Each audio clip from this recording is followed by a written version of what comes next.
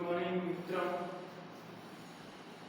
आज क्लास 10 का चैप्टर 2 की एक्सरसाइज 2.2 करेंगे। काफ़ी क्वेश्चन अपन कर चुके हैं और जो क्वेश्चन बच्चे हैं वो भी करते हैं। देखो फर्स्ट का 3 अपन कर चुके हैं। कितने कर चुके हैं? 3। आगे क्वेश्चन देखो, इसमें अपन द्विघात समीकरण के बारे में पढ़ा था। द्विघात समीकरण को कैसे सॉल्व करना है और उसको फैक्टर के रूप में, अभाज्य गुणनखंड के रूप में कैसे हल करना है वो बताया था अपन। अब देखो जैसे इक्वेशन ये दी हुई 4u + 8u, तो इनमें से क्या कॉमन आ रहा है? इनमें से 4u कॉमन आ रहा है। दोनों में 4 से डिवाइड हो रहा है, 4u कॉमन आ रहा है, तो यहाँ से u बचा है और यहाँ से 2 बचा, क्योंकि 4 की टेबल यहाँ से 2 टाइम जा रही है। कितने टाइम जा रहे हैं? 2 टाइम। अब ये 0 को इक्वल करेंगे अपन, दोनों को किसको इक्वल करेंगे? क्योंकि ये फैक्टर है, गुणनखंड है। 4u = 0, u + 2 = 0 करेंगे। उसके बाद क्या आ रहा? u = 0 आ रहा, क्योंकि 4 अपॉन में जाएगा। 4 पे जाएगा, अपॉन में जाएगा, तो इसको अपन u = 0/4 लिखेंगे। 0/4 हमेशा 0 होता है और इसमें u = 2 उधर जाएगा तो माइनस का हो जाएगा। अब सुनिए पापा, दो मान अपने पास आ गए u के, तो सुनिए पापा योग सम ऑफ द 0।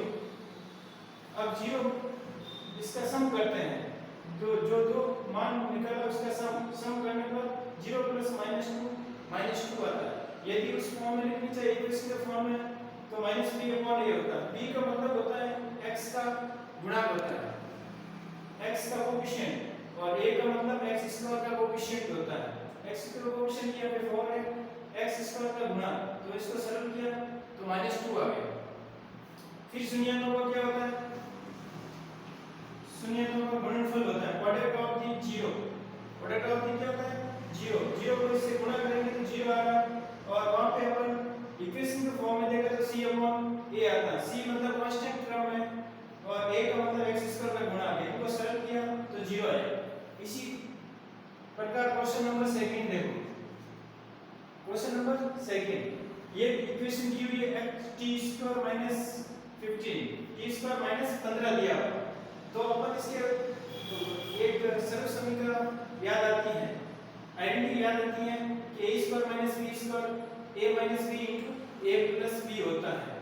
तो इसको इस फॉर्म में लिख सकते हैं, t - 15 रूट में t प्लस रूट में 15। इसको और लिखा, फिर 0 के इक्वल किया, इसको 0 के इक्वल किया, तो t का मान 15 आ गया रूट में और t का मान -15 रूट में आ गया। t की वैल्यू 2 हो गई।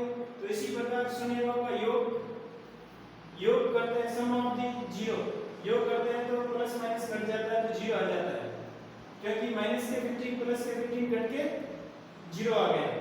और इसको इक्वेशन के फॉर्म में लिखनी चाहे तो -b/a होता है। b का मतलब क्या होता है? b का मतलब x का गुणक, कोएफिशिएंट ऑफ x, और a का मतलब x² का गुणक। इसको सरल करने पर 0 आता है। शून्य तो गुणनफल प्रोडक्ट ऑफ द 0, गुणा करने पर आपस में प्लस माइनस माइनस हो जाएगा और रूट हट जाएगा, 15 आ जाएगा। Question number 4, question number 6, 3x² - x - 4। अब इसके बाद मल्टीप्लाई करने पर 12 आना चाहिए, ऐड लेस करने पर 1 आना चाहिए। तो 12 का अपन प्राइम फैक्टर करते हैं। 12 का क्या करते हैं? Prime factor. तो 4 और 3 बनता है। क्या बनता है? 4 और 3। 4 और 3 को मल्टीप्लाई करने पर 12 आता है और 4 में से 3 निकालने पर माइनस का मान आता है। साइन हमेशा ध्यान रखना माइनस का लेना है। कौन सा लेना है? माइनस का साइन लेना है, क्योंकि ऊपर माइनस का x आ रहा है। प्लस माइनस को सॉल्व करने पर -12 x² आता है और इसको सॉल्व करने पर -x आता है। इनमें से 3x कॉमन आ गया, यहाँ से x बच गया, यहाँ से 1 बचा, वहां पे 4 कॉमन लिया, -4 कॉमन लेने पर x + 1, ये दोनों सेम आना चाहिए। जो ब्रैकेट वाला है वो सेम आना चाहिए, तब फैक्टर आपका सही है। ठीक है। अब इसको एक बार लिख दिया 3x - 4 और x + 1, इसको 0 के इक्वल कर दिया, x = 4/3 x = -1। x वैल्यू 4/3 और -1 आ गई। अपने पास x की वैल्यू कितनी आ गई 2 आ गई है। शून्यकों का योग सम ऑफ दी जीरो, शून्यकों का योग कितना है, इसको सॉल्व करने पर एलसीएम लेने पर 3 इधर रखेंगे, 4 में से 3 गए 1/3, 4 में से 3 गए 1/3, ये सम ऑफ दी जीरो मतलब शून्यकों का योग है।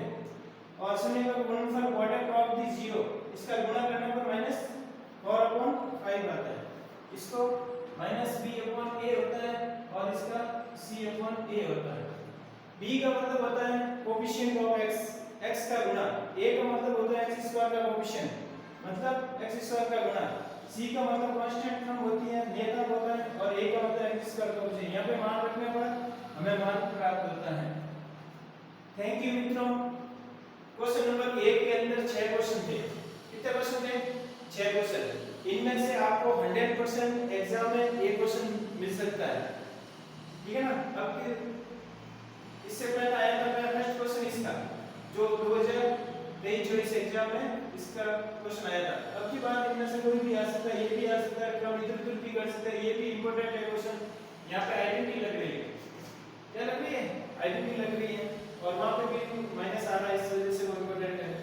और ये भी इंपॉर्टेंट है क्योंकि इसमें एक क्रम है, तो ये क्वेश्चन आप ध्यान रखोगे, ठीक है ना। और इस क्वेश्चन की बार-बार आप प्रैक्टिस करोगे, ये क्वेश्चन आने लायक है। बोर्ड एग्जाम में 100% आपके क्वेश्चन आ सकते हैं। थैंक यू मित्रों।